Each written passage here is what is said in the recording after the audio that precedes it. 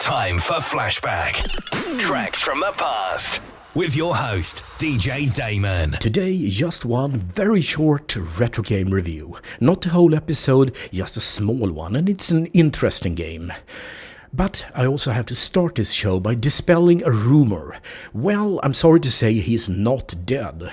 It was just that death had a very short brush with Chuck Norris. And talking about Chuck Norris, here is the first song. It's Soundtrack of Smooch and Euphoria, and kicked by Chuck Norris. Yes, it's a C64 SID.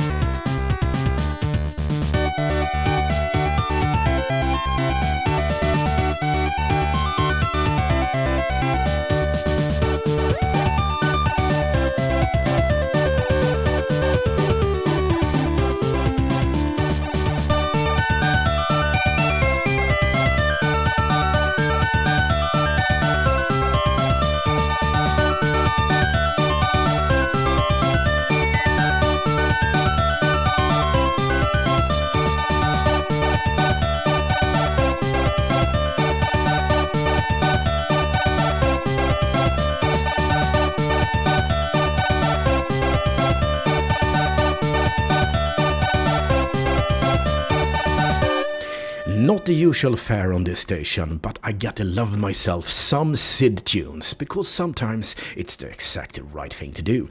This one was released on Remedy 2000. Yeah, great one. We will go on with the first medley and the only medley you get today. It's starting with N. Costione and Till Raining, then it's Retro 104 with Moon Crater Circuit, and finally Substance and Pattern Zero.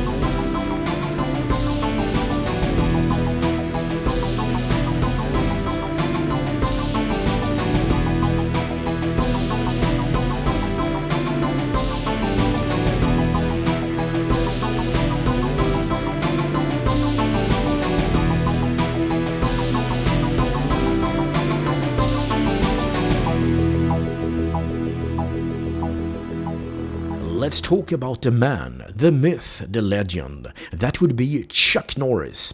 I actually think he's dead. I'm sorry to say it like that. 86 years old, that is not a bad thing at all. Life is no how permanent, so there we go. Chuck Norris down. Yeah, he was born in 1940 and he was an American martial artist and an action film star. After serving in the US Air Force, he became a champion martial artist and earned a black belt and then some in several disciplines.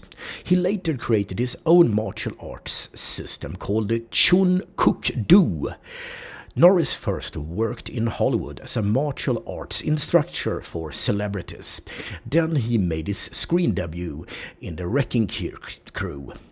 Bruce Lee invited him to play a major villain in The Way of the Dragon, and that helped him launching an acting career. Encouraged by Steve McQueen to pursue acting seriously, Norris starred in Breaker, and then The Good Guys Wear Black, the latter making him a popular action movie figure.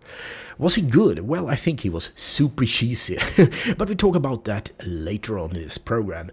Going on with Cycler 2 and Luna 197. The song is called Melt.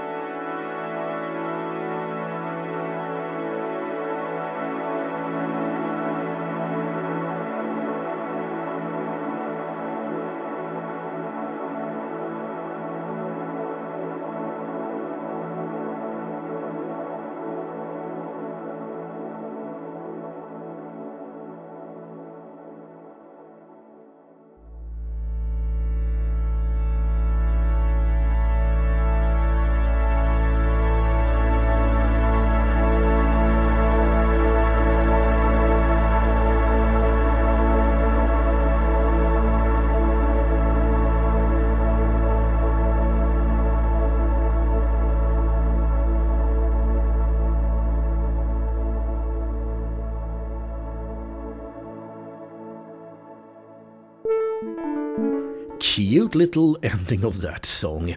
Alright, we'll talk a little bit about the game you're getting today, and I think you know what it is. It has to be with Chuck Norris, of course. Yes, it is. It is exactly that. And that's not necessarily good news. But Chuck himself then. First of all, he kind of overplayed his macho style so much that he became a parody onto himself. And a few years later, someone made a little bit of fun of him. It was a meme, you know, those Chuck Norris facts that are kind of over-embellishing how cool he was. And it has been an internet phenomena for years now. You know how those goes. It's more like, you know, Chuck Norris is not doing push-ups. He simply pushes the earth down. Yeah, he was kind of pictured in those memes like he was some sort of god. But he was really cheesy. But I gotta say, I think the guy is really cool, or was really cool, because he could really fight for real. That dude actually were able to make his own school of teaching martial arts. So that's kind of where his quality was. Going on with Ann Costione and Another Life.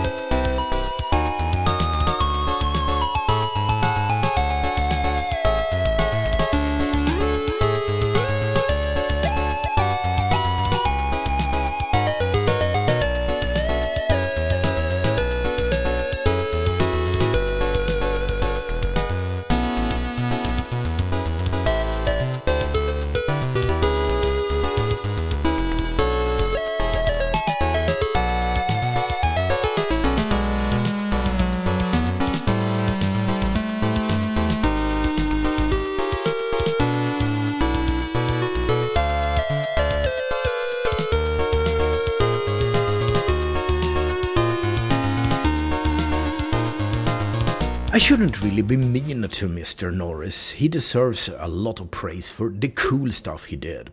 But a friend of mine, let's call him Thomas because that was his name, many years ago told me when this Chuck Norris fact stuff was totally new, he said, you know that loser Chuck Norris, somebody's really handing it to him.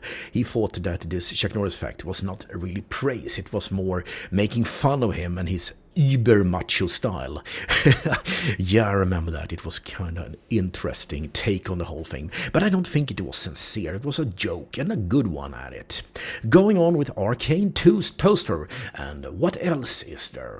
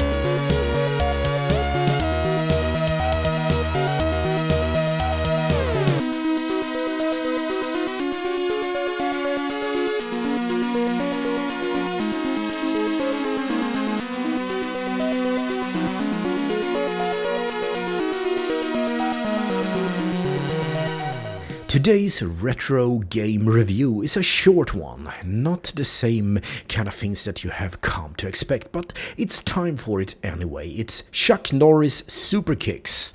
This game came out to the VIC-20, the ColecoVision and the Commodore 64 and the Atari 2600. In 1984 or 83, not really clear of the year to be honest. You play as Chuck Norris and your mission is to save a monastery. You start on some kind of overview where you walk on grass or the road. You have 6 minutes to reach the monastery and you have to fight through some houses or dojos, whatever that is, to get there. And when you do, you meet like 3 guys in tracksuits. No, they're not Russian or anything. They just like, well, dressing like that. They are the same sprite. It's super big, it's ugly, and the fight is like you can block, you can kick, and you can beat. The whole game is super boring. I can't say that I played it because thankfully I have not, but I have seen it on YouTube and read some information. Well, after 6 minutes, if you have the time, I haven't run out of time yet, you reach the monastery and the backgrounds are like nothing. There's some ornamentation in the top of the screen, most of it is black or red or whatever, and it's the same 3 guys. Really boring game. I'm going to talk a little bit more about it and why it has such bad graphics. But first, it's Beyond again. Yes, actually, that's almost every day now. Condign Torture.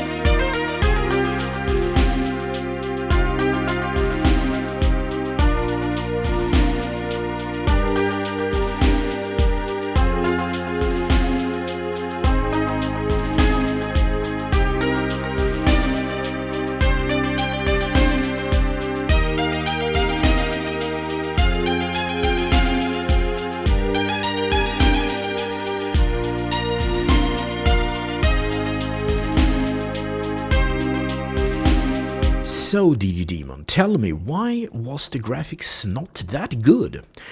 I don't know, but I have a theory. It was made for the Atari 2600, ColecoVision and the VIC-20, so I think they actually made the graphics to work with those platforms.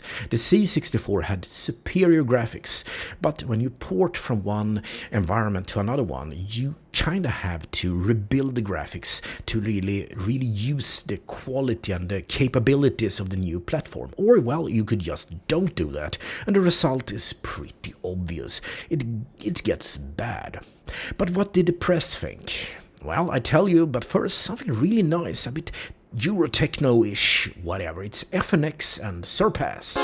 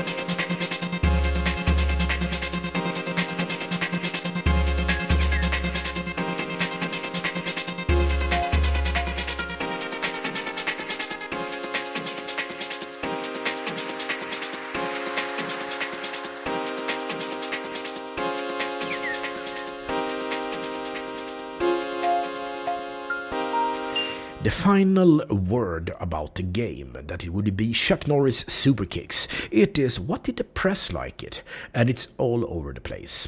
It received some good reviews, but mostly were mediocre or worse. It was seen as pretty boring and uninteresting, and Chuck Norris Superkicks is an uneven and sometimes laughable gaming experience. That is not kind of the review you want, and that was a newspaper called Alt Game that said that. So obviously it wasn't good by any measure, but we have to give it a rating as well, because that's what Flashback does.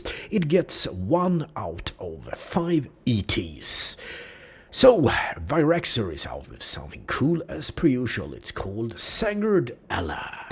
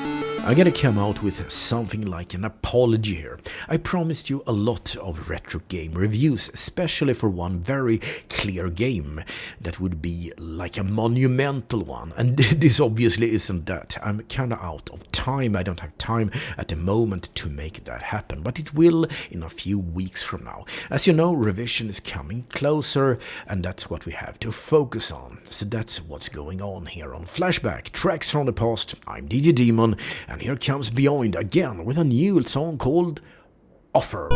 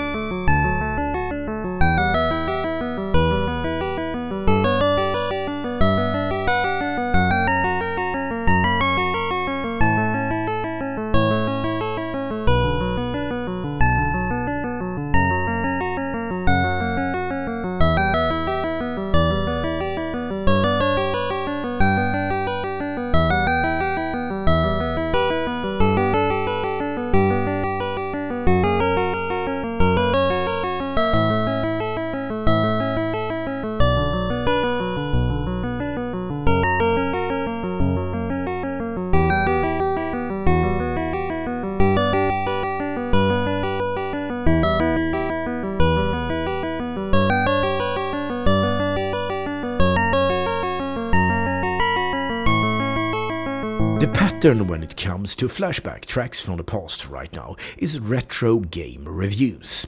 And I want to tell you that I want you to tell me which games I should review. Well, send an email to radio@arcade.net and tell me about some C64, Amiga or retro PC game. If you have something else, well, I'm ready to listen to that and see what we can do. So, music, it's Platonist and 8-bit 8-sized bytes.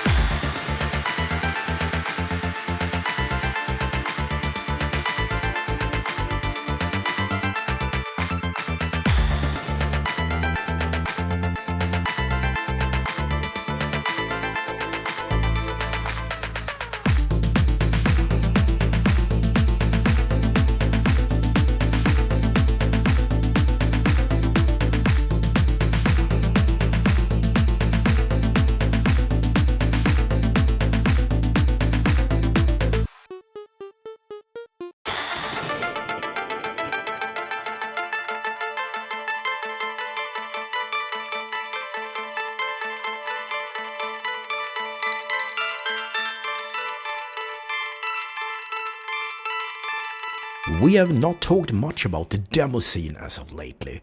We should do that, I think. Okay, yeah, I know we talked about Revision and Edison.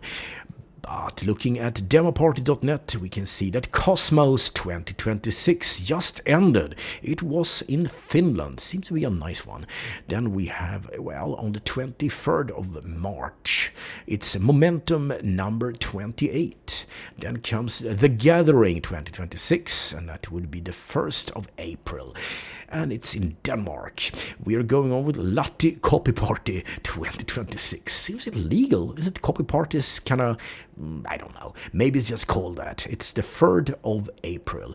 And it's from Finland. And then we have the big one. The one we will be covering and everybody just loves to bits. That would be Revision 2026 from Saarbrücken in southern Germany. It starts on the 3rd of April. So that's what you got. You should definitely go, or at least, well, you know, view the Twitch feed of some cool demo party. Beyond again. Yes, seems to be a pattern going on here. It's harsh.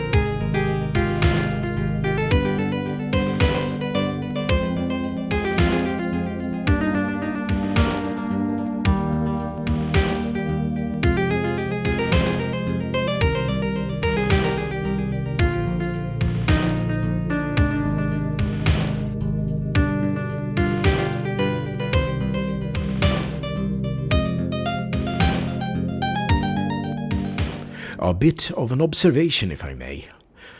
You would say that most people listen to the radio station, that's arcade.radio, through the website or the YouTube feed. But in reality, a lot of people do, but most people use a player like Windows Media Player. They use Audacious, Freeamp, and why not Screamer Radio or something like that. I don't know why that is, but if you want the full experience of the radio station, go to arcade.radio. You can request tunes, you can start tunes you like or don't, and of course you can see some information about the artists themselves or what's up next on the station. So you should absolutely do that. Arcade.radio. Going on with an unknown artist and demo number 1.